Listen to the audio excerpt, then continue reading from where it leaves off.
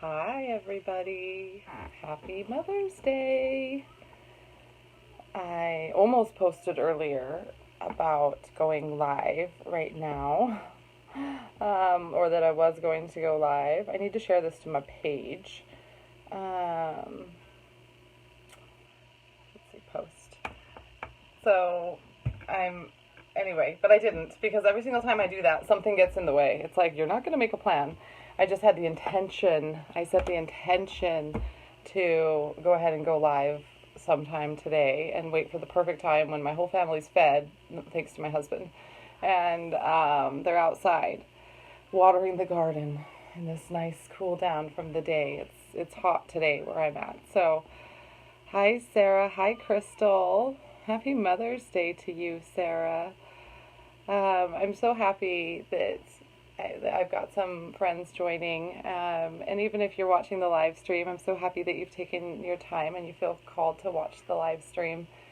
This message is not going to be with any like tarot or oracle cards, so it's not going to be anything like that. It's what I've been participating in for a couple weeks, doing this soul stream, just this inspired channeling, but it's also inspired on the things that I'm really focused on learning and that I'm taking in for myself. Hi Megan, happy Mother's Day to you. And so lately, of course, I've been inspired to listen to books on Audible while I run, and Deepak Chopra's been one of my dear, dear teachers. So, these teachings are things that I'm learning from him, and I'm going to kind of see how well I do with explaining it to you guys. Yeah, in just a manner that I can receive additional insights because I'm talking about it. It's how I learn to teach something. So, and some of the things that I'm going to introduce to you today and talk a little bit about will be part of a bigger healing session that I'm creating. One that I'm actually using some of the master codes of awe to facilitate. Hi, Jenny. It's lovely to have you on. Hello. So, excuse me. Without further ado, let's just get started.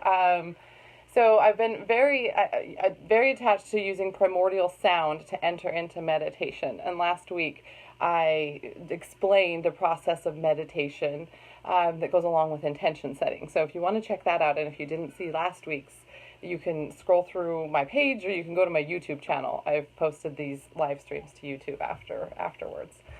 So I've been using primordial sounds, and you recognize that the whole alphabet is in part when you're sounding things out. And of course, I'm teaching my children, at least my oldest child, to read right now and to understand what or pa pa pa, or whatever it might be that I'm trying to express to him so he can learn to write something down or grasp that particular sound and letter association. So it's all coming at this kind of really synchronistic time in my life that I'm like, oh well, this is interesting. We're doing a lot of primordial sounds. So there's going to be a future live stream about that. This isn't necessarily what I wanted to talk about, but I wanted to talk about it is a primordial sound. It comes down to the origin of a word. And I want to talk about the word mother. And the word mother, see, maybe some of you have heard the biblical expression, and I'm going to just tear it apart because I don't study the Bible, but the first God created the word, and the word became the flesh. I think I got it right. I think I might have almost got it right. That's inspiring to me, that I can take this kind of knowledge and apply it. So first, the creator of the universe created the word. So let's look at what that means a little bit, because I loved the way this was explained to me.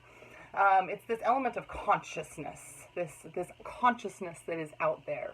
And that, if you don't really appreciate or connect with the word God, that there is a God that created, it's the creative consciousness. It's the limitless consciousness, the possibilities that you have out there. It's this inspired creative potential, and in the beginning, that's all there was.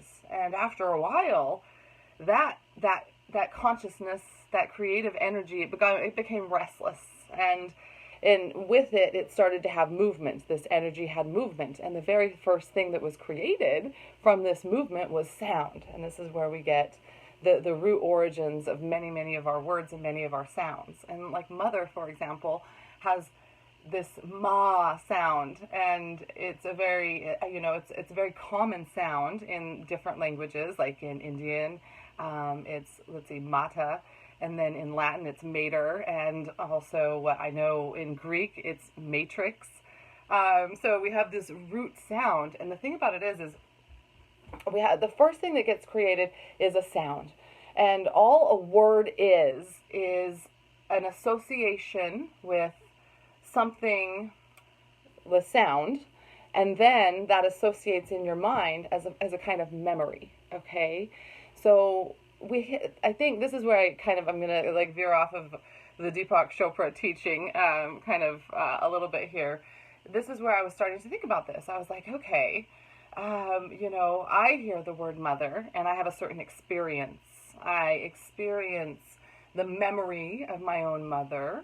I experience the memory of my own motherhood so far. It's 5.5 years into it, six and a half if you count the pregnancy part or whatever, or 6 years I should say into it. And so, what that one word for me can carry a totally different image that comes to mind when you hear the word, and when we're talking about Mother's Day, than somebody who had a different experience as a child. Okay, so my mother was around. I didn't deal with a mother that up and left really when I was really young. That wasn't the kind of abandonment issues that I had. Maybe there were some feelings of abandonment within my childhood, but it certainly wasn't coming from the experience of having my mother, for example, straight up leave. Okay, so there's this deep experience of, let's say you're a person who has had that experience, and leaving could be a couple of things. It could be her choice, her mother decided to leave, or it could be that your mother's soul decided to transition, and it's part of the bigger scheme of things. But when you're, 4 or 5 years old and just like trying to figure out what all that means, that doesn't mean anything to you, not at that time. And so this can be this feeling of it's a different feeling that you get when you hear the word mother, and when Mother's Day comes up, than for somebody that can call their mother. If your mother's passed on for years, it's a different experience. And especially if it happened when you were a young child, this is healing. This is a healing potential. Like if your mother left in any way, shape, or form, when you were a young child, there's great healing that can occur so that you can change your wiring to the word mother. Or if you had any abuse that was inflicted upon you because through your mother, through the experience of being her child, for example. So we can do a lot with this type of sort of rebirthing, healing. You can go very deep with that intention. So, because if you don't, it comes up in your mothering.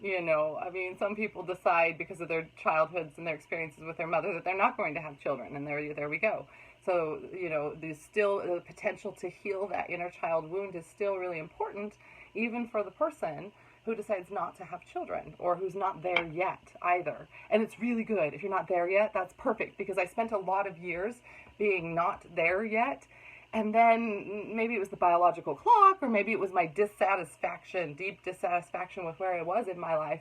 The assumption and what I did was not go to heal myself and my childhood wounding, because I was like, well, I had a good childhood. My parents were both around, and nobody died really super early on. And, of course there was like the technical, like the details of life that I wasn't associating with the ability to wound me. Like I was thinking I didn't have childhood wounding because nobody abandoned me, nobody abused me, like the big things that create most likely PTSD in a person weren't there for me. And so I went on this ignorance trip for most of my 20s, and I was still wounding my inner child through that process as well, and going through the process and the lessons of addiction and those types of experiences. This isn't the live stream of that, So I could have, though, once the clock sort of started ticking, I could have done more for myself. So if this calls out, if this message calls out to you,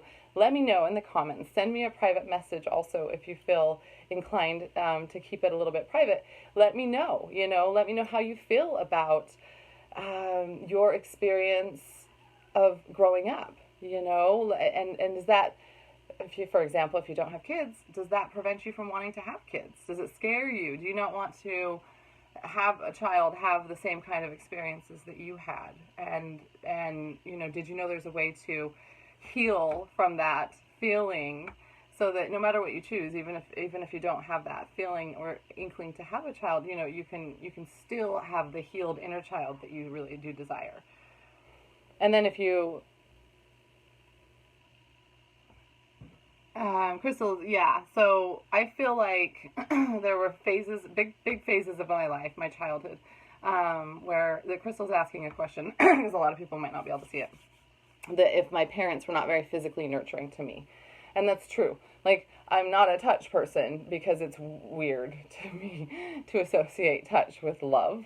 But it's not because I was touched in a negative way. It's because I just don't remember, a lot of cuddling. And I do remember my mom always so busy she never sat on the couch. And my dad was not a cuddly guy. Like, it wasn't a thing. Like, no. I mean, I see little girls cuddling with their dad all the time, looks super cute. Oh my goodness. Like, that wasn't me. So, and my mom always too busy taking care of all the things. And I get that now as a mom. But it's also a program. I've programmed myself, like, this is kind of a good introduction into the other side of the spectrum. Like with what Crystal pointed out, is if you do decide, if you have children, if you've already had children, you have children, even if your children are grown, and there's not a real way to affect that childhood anymore, you can still heal yourself. But most especially if you're coming from the end of the more beginning end of motherhood, or making the decision to become a mother, it's really beautiful and beneficial to do the inner child healing as early as possible, okay? Because then you can change. You don't, the more I've meditated and the more I've really gotten really detailed with myself, and I've said, okay, what exactly, I'm projecting into my relationship with my children, like, it's almost like getting back at my experience as a child. It's the weirdest feeling. I have the energy, and I slide into this really, like, dynamic energy of it feeling like I'm siblings with my children sometimes, okay? And I don't know who the mom is in that moment. Like, we're fighting. It's mostly me and the oldest. Like, we just are having some tension, and he's only 5.5. But I think it's because he's starting to think for himself, and he's identifying with himself a little bit differently than the younger two, who have, the younger one's still nursing, still attached to me. So, but I'm projecting.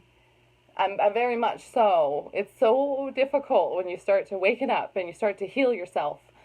And there's the balance of realizing you're kind of projecting and potentially hurting your child in an emotional way in this moment. Let's just be honest. Maybe there's people watching me that have never projected something that wasn't relevant into an experience with their child and caused the kid to start crying or have an emotional meltdown, or like it triggered the tantrum, or you had a tantrum.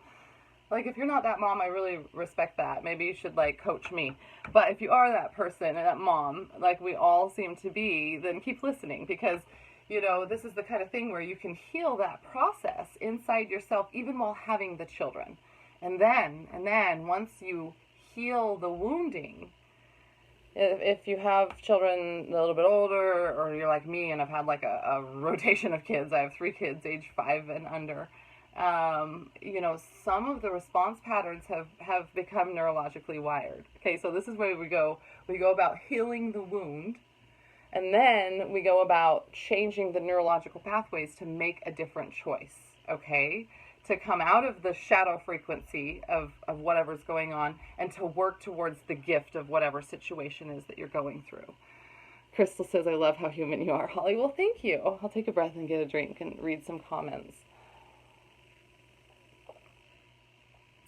I've been thinking a lot about it. And nobody needs nobody needs to be inspired by somebody that seems unrealistic. And I don't really believe I've ever tried to make myself seem unrealistic, but I just really want to be honest. I want to be like, what's the whole word with leadership? I want to be transparent. I want to be vulnerable, so that you can receive this message and this insight, and it can be something that sets you on your path to healing. A lot of healers, they don't normally go from healing the wound to then thinking about the neurological processes of the brain, but that's where I go. It's like, okay, we really, if we're going to make a new pattern and not just keep repeating it now, not because I was wounded, but because I made it a fucking habit or something, I've got to repattern that wiring. And it's important to me because my kids are going through the process of having their brain wire and fire in the right way together. The Whole Brain Child was an excellent read for me. Let me see what Teal says. Okay, she's expressing and sharing, and thank you for doing so, that she's working on remothering herself for a number of years. She spent much of her childhood taking care of her mother, who has bipolar disorder. Oh my goodness. So there's all sorts of wounding going on. Hi, here's one. Daddy can find them. He is allowed to tell you yes or no. Okay, so go ask Dad. They're in the shelf in the garage. Okay. Okay, pull it shut really hard. Pull it shut. Maybe it latched. Who knows? So Teal's, that's a beautiful share.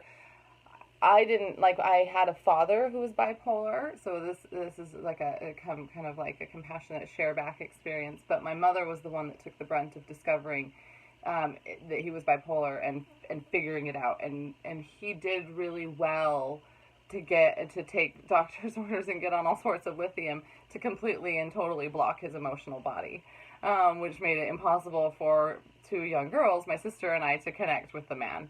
So I can't even blame my dad in hindsight, like now that he's passed on as well. And I'm not the same as Teal at all. So that when you're a child taking care of a parent, especially at a young age, I have a really good friend who lives with has a daughter, and she's bipolar, and she's really open about mental illness. In fact, I think she's like a chariot, like she's such an inspiration for that particular topic. And also dealing with single parenting and parenting in the world of having ex-partners that were narcissists and things of that nature. So, she's somebody that maybe you could help support her, Teal, and I'm actually might kind of connect you guys. Because you went through it from the daughter's perspective. So there's just a lot of the archetypes of the abandoned child, the orphan child even. It's so interesting. The moment you become the caretaker for your parent, it really could trigger at any age, but most especially at a young age, you suddenly become an orphan child, and also at the same time, your mother's still there. Wounding you and loving you and doing all the things that her poor soul has no control over in that moment because the personality is working. And so this is what we need to do. We need to strip back. We need to take away, reduce down the pain and the trauma that occurred to us through this wounding pattern in our childhood, so that we don't have that necessity or tendency to project it. You're either going to project it onto your relationships if you don't have children, or at some point, like me, I didn't have children to save a marriage, because I met the person that I ended up marrying and having children with, and we very quickly, almost in like an irresponsible manner, decided to have kids together. We'd been circulating for like 10 years around each other's orbits, and I guess and we weren't even close friends. Like, it just was the most random weird occurrences that we were circulating with non-connected areas of life, social, work, things of that nature.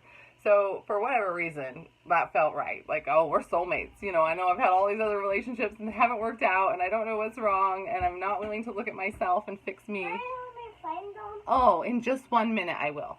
I'm tying this up. I'll be right there. After you're done working?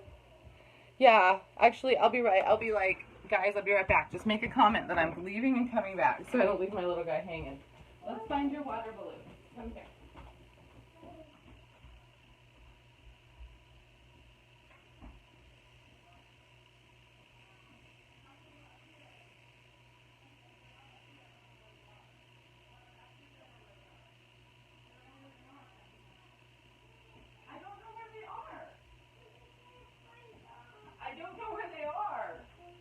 go ask your daddy. He moved them. Can you go ask your daddy? He's outside.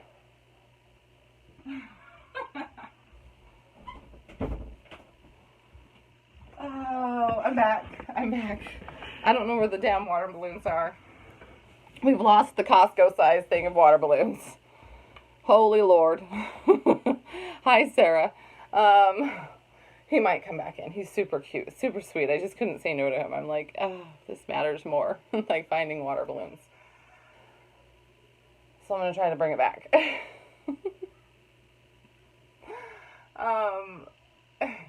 You know, I've wanted to kind of bring into place and honor the space of what my children are trying to teach me and what they're trying to do. And so, you know, when I decided to have children, I think at a soul level, my soul was like, this girl isn't going to freaking figure it out. Like, she's not going to do she's not going to do the inner child healing. She's not going to do it. She's not going to figure it out. I was not on the right path. That was not where I was at. And so when that triggered for me and I was like, okay, got to have kids now, you know, rushed into it, had children. We're still together. You know, we were looking at each other like, whoa, we tried for the first kid, you know, and the first kid right now is the one that's just, they've all had different challenges. This middle child was colicky, so that was an interesting challenge. But this oldest child and I, the feelings, the energies that are playing around between the two of us, I'm going to spend a lot more time looking into our past lives and kind of pulling experiences out so I can learn from them, which is something that I really like to do because I have experience working in the Akashic Records. I teach people how to do this as well, so let me know if you have interest in that.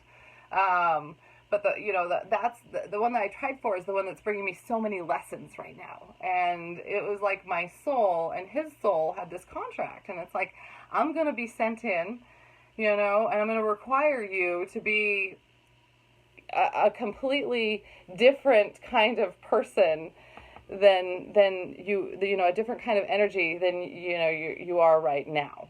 You know, I'm going to require it.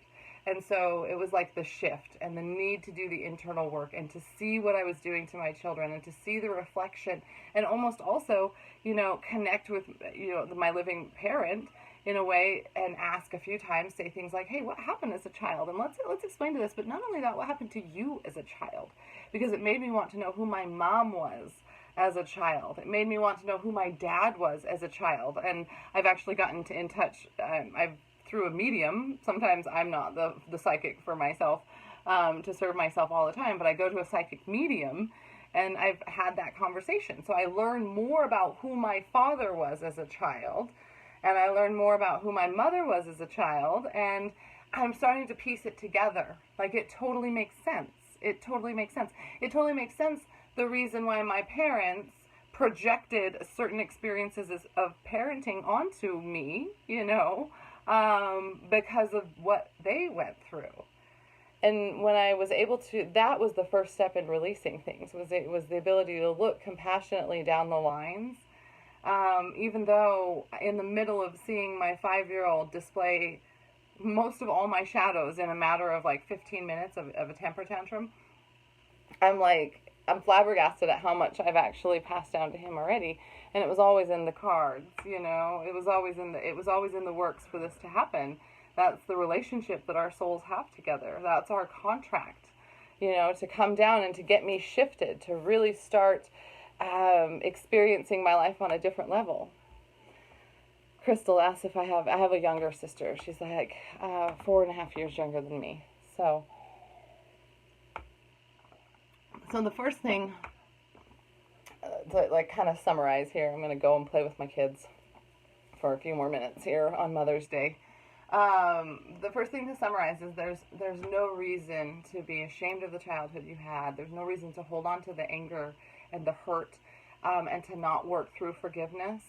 And of course, a lot of times that's very challenging, you know, depending on to the extent of any abuse or just the level of experience that you're carrying. But it's to give it the attention it needs. Give it the attention it needs so that you can release it.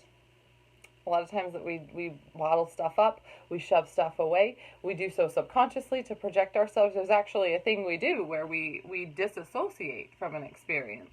And if you only have one big negative experience in your life, that's like one single disassociation, which is better than if you're repeatedly, hurt or abused over and over and over again. And hopefully this is something that you seek the kind of therapy that you need, but that can lead to a whole bunch of different issues, and a lot of deeper ones. So we won't even go there because I don't know if I'm on the level to heal you, but to inspire you towards healing and to know that it's possible, that I can do for anybody.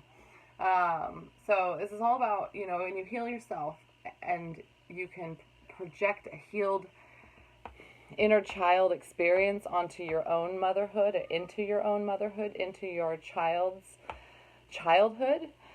When you start to see that reflected in them, it's really beautiful. I'm starting to see it reflected in the things that my oldest son picks up on, which is mantras. Every single time I'm playing a mantra, I'll carry it over my phone around in my pocket.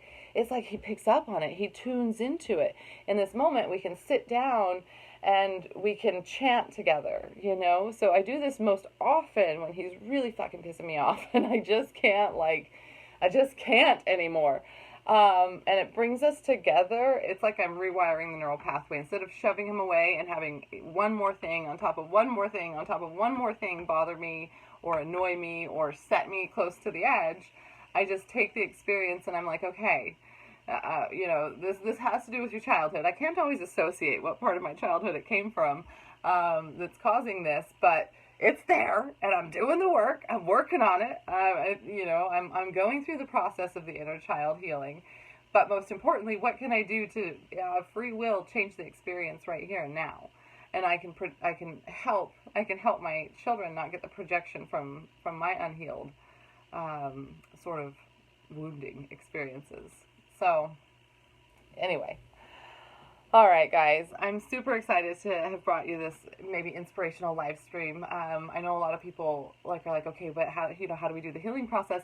I'm working out a program actually that comes with a lot of deep levels of aura clearing, clearing of your brain synapses, your amygdala, experiences that get trapped in your brain and your amygdala. They create these patterns of fight or flight or freezing experiences when you have something going on. And when you have a fight experience in your life of getting really defensive, that's kind of troublesome as far as when your child also has a fighting nature to him as well. But yes, I'm kind of creating a group program. I was doing a one-on-one program. I actually launched it at the beginning of March of this year. Poorly timed, and the universe expressed its contribution to that poor timing. It was almost like I wasn't ready yet. I thought I was ready. I was like, I did some cards. They seemed ready.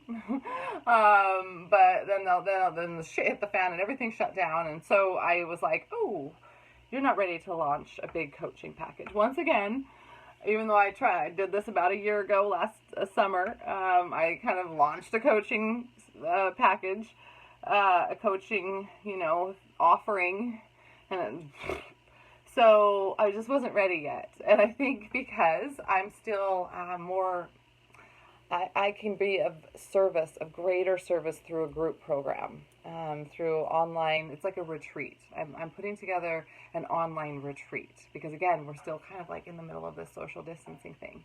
And it's not going to be anytime soon because I'm actually going off Facebook for the next 40 days. I'm having like a late Lent. Not religious at all in that nature. But I just need a break. I need a break so I can think. I deleted the Facebook app off my phone yesterday. And just in one day, I penned down maybe some skeletons to 2.5 poems. I mean, did you guys know I like to write poetry? No, because I'm just too busy scrolling. So I really need to get my thoughts so that they're just not so jumbled up in. Facebook is the social platform for me that I really love, but it's the one that triggers my amygdala the most, my fear, my feelings of whatever. Because there's a lot of that going on right now, and I'm just picking up on it again too much. And I think it's because we're going towards opening things back up again, and people are like, oh my God, this is a change. Change is fucking scary. And it's even more scary when there's still a virus about. which I'm not trying to downplay at all. It's true. So I just needed to get away from it, and then we're gonna work out all of the details, my higher self and me. um,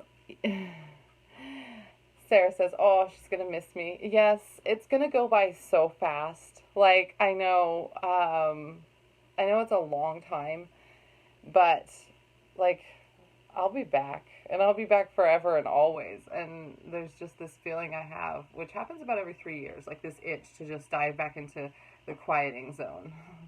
The quieting zone. Like maybe I'll buy some baby chicks, like we were talking about it the other day, and all of a sudden have more babies in my house. I told my husband we don't have to have babies in our house every 2 years, so I kind of put a kibosh on the baby chicks thing for this year. But who knows? Maybe that'll change. So send me a message though. I'm keeping Messenger. If you want or need to connect with me, please do. I still offer sessions if you want a healing session. If you'd like to join my Akashic Learning, my Akashic Alchemy Academy, which is, I'm still offering a discounted rate to join that. And you can take advantage of all my teachings that I've got there, as well as a lot of new stuff like DNA activations for this year. So, or you can look me up on Teachable as well and participate that way. So I'll be back. I'm having so much fun being an inspiration for you guys, and I'm going to have so many different things to talk to you about when I come back. It's going to be amazing. Have a happy Mother's Day. Thank you for joining in. Everybody, namaste.